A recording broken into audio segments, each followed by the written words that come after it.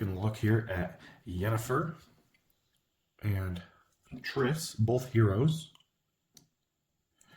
And their sidekick token can flip over to be either Yennefer or Triss.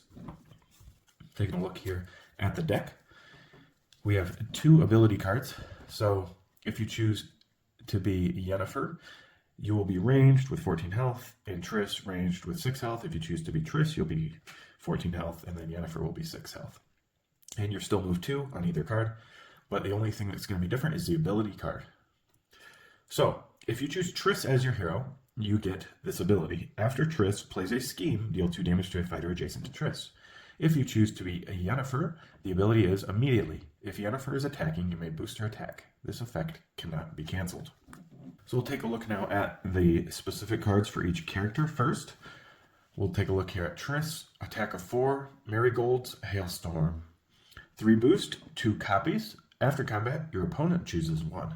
They discard 2 cards, or deal 3 damage to their hero, or they discard the top 4 cards of their deck. And then we have Incinerate is a 7 with 3 copies for Yennefer only. And this card's effects cannot be cancelled. During combat, your opponent may discard 2 cards to ignore this card's value. Then we have Echoing Blast. All the rest of these are going to be any cards. Echoing Blast has 3 copies and is a 3 value. If you won the combat, return this card to your hand. Portal to Anywhere is a 1 value attack, 3 copies. After combat, place a fighter in the combat in any space and gain 1 action. Ball Lightning is a 3 value versatile, 3 copies. After combat, if you won the combat, your opponent discards 1 card. Otherwise, both players discard 1 card. Telepathy, 3 value versatile, 3 copies. Immediately, your opponent may discard 1 card. If they don't, cancel all effects on their card. Quick and Ready, 2 value versatile, 2 copies. Place your fighter in any space in their zone, draw 1 card. Magical Barrier is a flat 4 defense only, 3 value and 3 copies. Immediately, your fighter recovers 1 health. Paralyzing Fetters is a 2 value defense, 3 copies. Immediately, the value of your opponent's card is equal to its printed value and cannot be changed. Now we'll take a look at the 2 schemes they got here. Lodge of Sorceresses. There are 2 copies. It says each player simultaneously reveals a card from their hand and draws cards equal to their card's boost value. Then, the player or players who drew the most cards deals that much damage to their hero. And then Advisor to the King. Each of your fighters recovers 1 health. Draw 1 card. 3 copies of this. The ongoing effect is your boost values are +1. Discard this card at the end of your turn if you didn't attack. So who do you want to be, Yennefer or Triss? Well, that depends. Yennefer, the ability is, if Yennefer is attacking, she can boost her attacks. And with 3 7 value attack cards in your deck, that sounds pretty good. Triss can deal 2 damage to a fighter adjacent to her whenever she plays a scheme. Well, she has 5 schemes in the deck to be able to play. So that's a potential 10 auto damage throughout the game, and it's not that hard to get. Now, when do you want to play Triss, and when do you want to play Yennefer? So when do you want to be Yennefer? Well, against higher health heroes, and against characters with like a regular card draw. Also against solo heroes, she seems to be better. And when do you want to be Triss? Well, the opposite would apply. Against lower health heroes, against characters with pretty good card draw, and against characters with a lot of sidekicks, with 1 health each. Now, maybe one is not good against the other. For example, in regular card draw for Yennefer, like I mentioned. But the fact that Triss is just better against characters with good card draw than Yennefer is why you would want to pick Yennefer against characters with a regular card draw. So that's not the most important thing. I think the most important out of these couple points that I mentioned here is the health, the lower health and the higher health.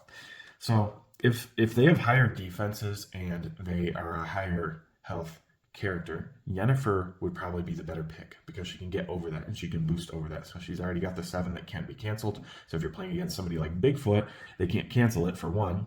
And Bigfoot is known for having his 5 cancels in his deck, and you can boost over. Triss, on the other hand, can deal 2 damage to a fighter adjacent to her when she plays this game. So she can kind of deal with the side kicks and get them out of the way. Not very well, but she can at least do that. And then a character with a lower health, I mean, I already said that she can deal 10 damage through scheming only. So that will bring their health pool. I mean, if you're playing against a 12 health, 13 health character like Alice, you already got 10 of that on auto damage, which is pretty insane. So let's take a look here at the deck and see which cards are going to benefit which hero more. Echoing Blast, if you won the combat, you return this card to your hand. So you're probably not going to win unless you're Yennefer and you boost this, which is possible, and then you get this card back and you can do that again. It's kind of a semi-poke, if you will. And then we have Portal to Anywhere. This is a poke, and obviously because it's only a 1 and it gains an action. That's what I consider a poke card. So you're just poking at the enemy to get rid of their cards. And you'll notice something about this deck, that they have a lot of discard and bad decisions for the opponent. Now, it is a decision for the opponent, which is always nice for them, but it's still choosing between bad decisions, and we're going to see that here with some of these cards. This also, Portal Anywhere, I should mention that you can place a fighter in the combat in any space, gain an action. So if they run away, you can still chase them. And if you're struggling to get in, maybe you attack a sidekick, and then you get in with this, you've gained the action, you can attack the hero. Ball Lightning is a versatile card. If you won the combat, your opponent discards a card. Otherwise, both players discard a card. If you play this, make sure you have a good card in your hand that you want to throw away, that isn't very good, that you don't plan on using at least. So don't just play this without knowing. If you play it as Yennefer, you can boost and then decide, right? So decide if you both discard a card, or if your opponent is only going to discard a card. That's 3 discard right there. Keep in mind and count how many discards this lady possibly has. Your opponent may discard a card if they don't cancel effects on their card. Well, this is a cancel, and it's the only cancel in your deck, but it doesn't work because they can discard a card. Right, so they get that choice, but it is a discard, and there's 3 of them, so they're discarding cards. But keep it in mind against certain characters. Then we have Quick and Ready. Place your fighter in any space in their zone. Draw 1 card. It's not a very good attack, but at least it gives you a draw.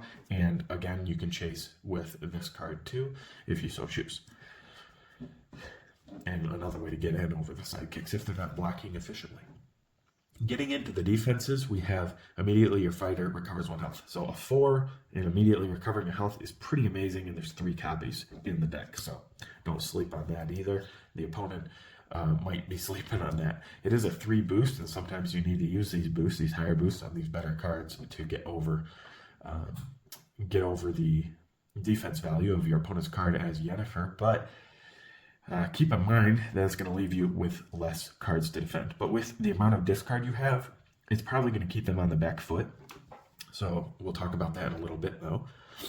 Paralyzing Fetters, the value of your opponent's card is equal to its printed value and cannot be changed. This is good against something like Sinbad's Voyages, late game, because they might get the effect, but they cannot damage you because their Voyages are only a 2 value. So it's good against cards that change value. And there's 3 copies of that. It's not a feint, but, you know, it works pretty well. And then getting into the schemes.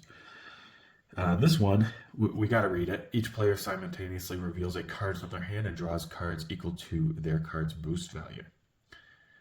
Then, the players who drew the most cards deal that much damage to their hero.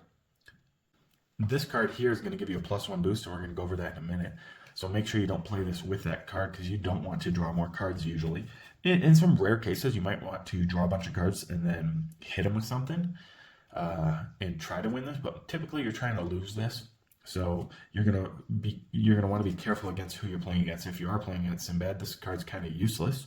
And then if you're playing against a character like Yennefer, who has a lot of high boost values, this would be a good card to play against them, because then they're taking that damage as well. So you got to catch them at the right time with that card. And then plus, if you're using Triss with this card, you're dealing them 2 damage after anyway. So if they have 2, let's say they played a 2 boost, you play a 1 boost, they are now taking 4 damage just from this card. And remember, I said 10 damage from the ability. in total throughout the game if you get all these schemes off. Speaking of schemes, we have each of your fighters recover 1 health and then draw a card. Okay, card draw is nice, especially for this character. And recovering health is pretty good. Maybe you want your sidekick or your hero to recover health. Who knows? It depends on the game and the game state, so you'll have to decide that. But the ongoing, that your boost value is +1, could be beneficial for Yennefer with her plus value, with her being able to boost rather and add +1 now. Could just be what you need to get over some of the defense values of your opponent's cards. And it's a threat. If this is out, they know, okay, they're getting +1 on all their boosts. If Yennefer plays a card, I'm in trouble. And if you don't, Triss has already done 2 auto damage with this card if you played as Triss, if you chose Triss as your hero. And then discard at the end of your turn if you didn't attack. So this forces you to always be on the attack, which is probably better for Yennefer than it is for Triss in this case. So Yennefer and Triss are not very good into high-pressured characters. They seem pretty ridiculous, and they have a crazy amount of discard. Now, the opponent gets to choose to discard in a lot of cases, but the penalty for them not discarding is also pretty bad. So this one, your opponent chooses one, they discard 2 cards, take 3 damage, or discard the top 4 cards of their deck. I mean, come on. That's a terrible choice for them. There's other cards in here, obviously, that are discard as well, like this one. Telepathy and Ball Lightning. This one is essentially them wasting cards from hand. So it's pretty insane the amount of discard that Yen and Triss have, but they're not good into high pressured characters such as Achilles or T-Rex or Raptors. They're also not good into characters with recursion. For example, like Doctor Strange, Daredevil, Golden Bat. Anybody that can recursion stuff, they're not very good into. Be careful about some characters like Genie, because they can get in there and do big hits on you as well, and some of their cards allow them to draw cards, and when you do a big hit on them, they'll be able to draw. So be careful about stuff like that. So certain matchups, obviously, it could swing either way in that example. Finally, as Yennefer and Triss, they're both ranged. No matter who you pick, you're going to have a ranged character, which is pretty good. 14 health, solid. 6 health for sidekicks, pretty average, pretty good too. So double range is obviously a huge benefit to them, as in the fact that they can't get over these sidekicks. So positioning, the opponent positioning is very important. So you got to be playing around that and trying to get over that the whole game. They have an insane amount of discard, so keep that in mind throughout the game. You are in control usually of the tempo of the game. They get to choose a lot of things, but they're making bad decisions, and a lot of times they're going to be discarding cards to get rid of some of your effects. But the amount of bad decisions and discard possibility that you have is pretty crazy. I'd also say be careful not to be low on cards yourself, because you don't have that great of draw power. I mean, you have these schemes, and then you have the other card. I can't remember the name of it at the moment, but Quick and Ready, you get 2 of those. So that's, 2 card draw plus 3, you get 5 in the game, and that's if you're playing right. So be careful not to be low on cards your health, because if they push back against you with their high pressure characters, or even if they're not high pressure characters, then they start pushing back instead of being on the run, you don't want that. You want them to be on the run, obviously. And that's true with most characters in this game anyway, except maybe the exhaustion characters. But that's my take on Yennefer and Triss and the matches that I've had with them. Usually I'm going Yennefer. Again, like I said, I'll go Triss if they're a low health character, or maybe I need to get rid of their important sidekick, something like that. But overall, I pretty much want to be Yennefer to get over their values, to keep the pressure up. But either way, no matter what you choose, you're still getting this card in your deck, you're still getting this card in your deck. So if you choose Yen, you're still getting the Triss in the effects. The only difference is if you choose Triss and you pick Yennefer and you're using the card Incinerate, you won't be able to boost it. Anyway, that is Yennefer and Triss. I hope that helps you understand them a bit better. It helps you in your games personally to be able to make a wise decision, and a very important decision at the beginning of the game of who to choose for the matchup.